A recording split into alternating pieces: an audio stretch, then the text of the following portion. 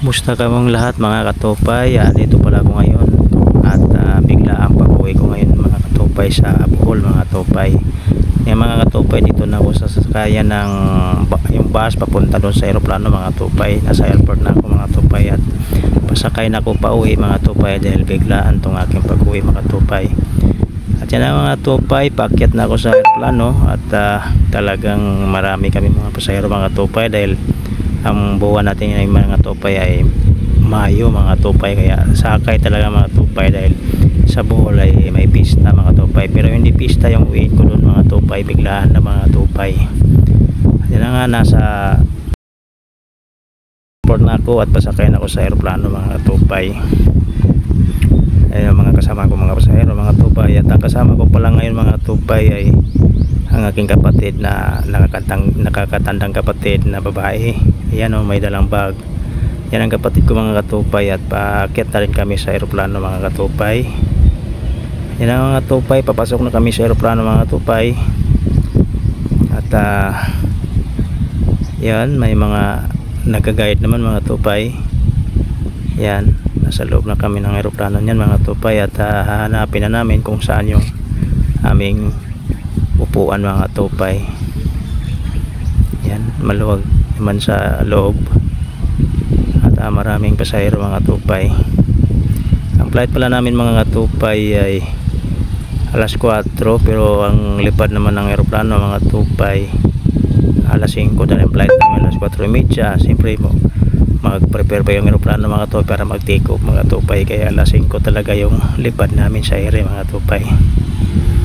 Yan, kanya-kanya kaming ayos sa aming mga dala-dala. Yan, carry lang mga tupay dahil biglaan nga itong pag-uwi ko sa amin sa Bohol, dahil noong February umuwi na ako mga tupay, at ngayon May uwi na naman ako uli mga tupay dahil biglaan nga.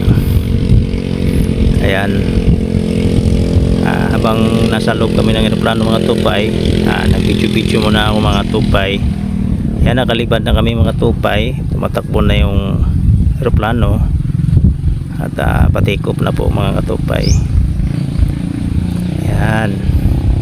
Yan, lumipad na kami mga tupay. Habang lumipad ng aeroplano mga tupay, video naman ako mga tupay. Ganyan ang itsura niya pag nasa baba mga tupay, at matanaw mo talaga sa baba, kitang kita mga tupay yung ganda. Nakakamangha din tingnan mga tupay yung mga building sa baba pag tinanaw mo, para nagagabigan rin nating videohan ng mga tupay, at maganda rin naman mga tupay. Ayan, habang lumilipad sa ere mga tupay, nag-video din ako mga tupay. Ayan, kita niyo yung mga building sa baba. Palipad na kami, nasa ere na. Yan,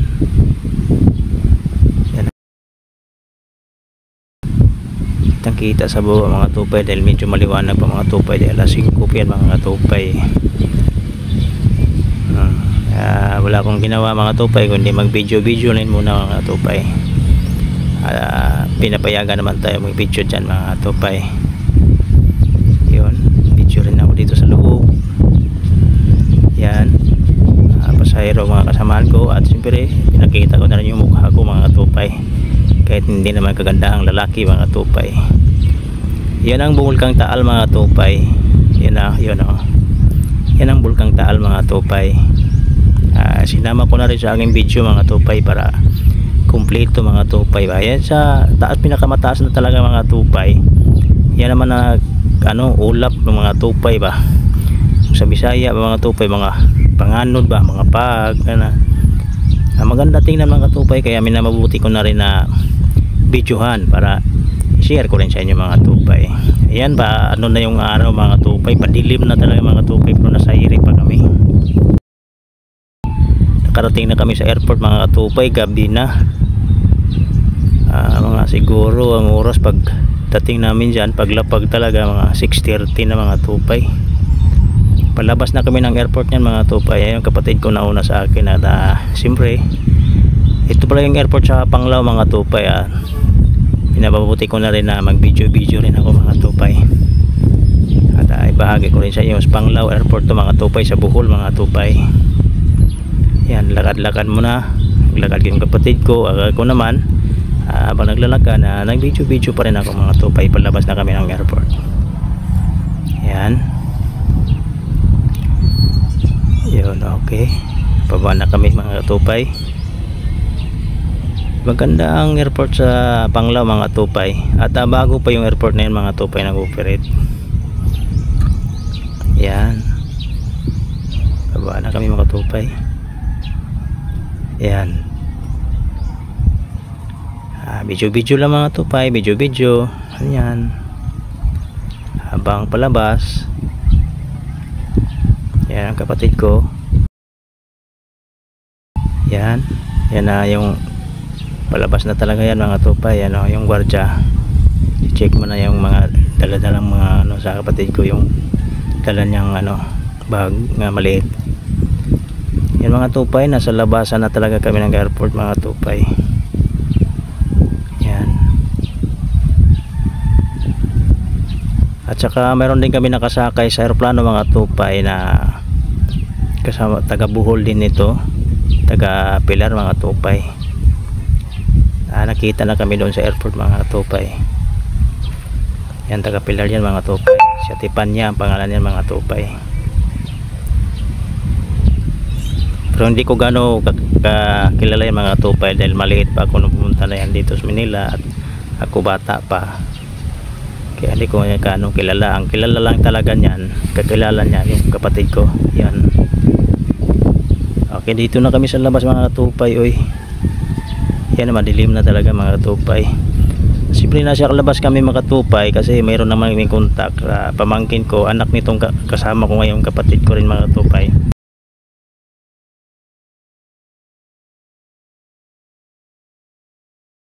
Natawagan ng kapatid ko yung pamangkin ko, nag-video na naman ako dyan sa labas mga tupay, para man lang hindi tayo maboring. Yan yan ang tupay.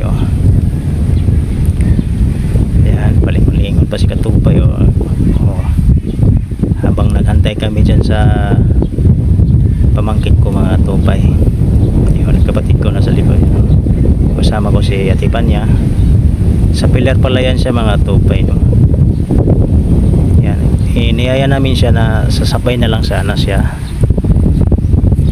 pero nag-isip-isip kami mga tupay kung idadaan pa namin sila doon sa Pilar.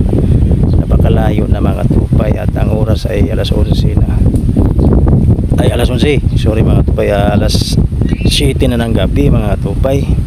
Kung idaan pa namin siya ay talagang gabihin kami lalo mga tupay. Kasi ang mula dyan sa Panglao Bohol mga tupay, Panglao Airport papuntang Ubay, talagang 3 hours pa. Yun na, nandito na yung nagsundo sa amin mga tupay. At hindi na lang namin sinabay si Atipanya dahil talagang mga tagalan kami lalo mga tupay. Ang lalakbayin kasi namin mga tupay papuntang Ubay ay 3 to 4 hours mga tupay. Pero kung mabagal lang takbo mo mga tupay, talagang gabihin ka palalo. Yan mga tupay, sumakay na kami at saka si Atipanya ay dinalan namin talaga, pinasakay na lang namin siya ng van, yung mga nagbibiyahe doong van, para diretsyon na doon sa Pilar at mas mapadali yung kanyang biyahe. Yan mga tupay, habang papunta na kami ng Ubay mga tupay, nag-video na naman ako sa labas ito sa Panglao Airport mga tupay. Yan, maganda yung Panglao Airport mga tupay. Ayun mga tupay, dito na ako sa amin. Alas 11 na ng gabi kami nakarating mga tupay, at yun, pagdating namin dito ay talagang marami ng tao mga tupay. Kaya ako uwi nang wala sa oras mga tupay, bigla ang pag-uwi dahil yan na nga, mapapansin nyo naman siguro mga tupay ay kaya ako napauwi dahil pumana na yung aking nanay mga tupay. Yan, marami nang nakikilamay sa burol ng aking nanay mga tupay. Yan, pumasok na ako dito sa loob. Yan mga pamangkin ko yan, at nandiyan na rin yung kapatid ko na isa, si Aya Rina. At si Manding, si Christina, kasi nandyan naman si nanay kay Manding. Ayan yung kanyang kabaong. At minabuti ko na rin mga tupay na hindi ko na pinakita yung mukha ng nanay ko dahil parang nakakailang naman kung nasa kabaong pipicture ano mo sa video. Kaya minabuti na lang yung picture na lang ni nanay ang aking kinukunan.